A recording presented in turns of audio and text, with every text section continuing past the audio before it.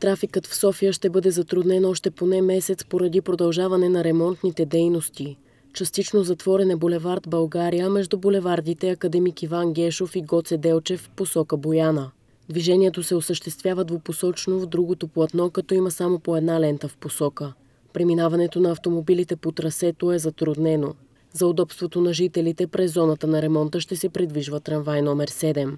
Стеснено е движението и по булевард Арсеналски в участъка от булевард Черни връх до булевард Петко Каравелов. На булевард Константин Величков се обособяват отделни трасета за колите и градския транспорт. Спирките на автобусите и трамваите ще бъдат на едно и също място. Очаква се ремонтът да продължи повече от месец.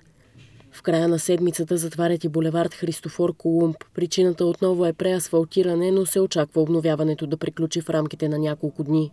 Започна и ремонтирането на булевард Пенчо Славейков до Медицинска академия. В момента дейността е съсредоточена върху тротуарите, а след това ще се премине и към пътните платна. От Столична община съобщиха, че голяма част от ремонтните дейности ще приключат преди 15 септември.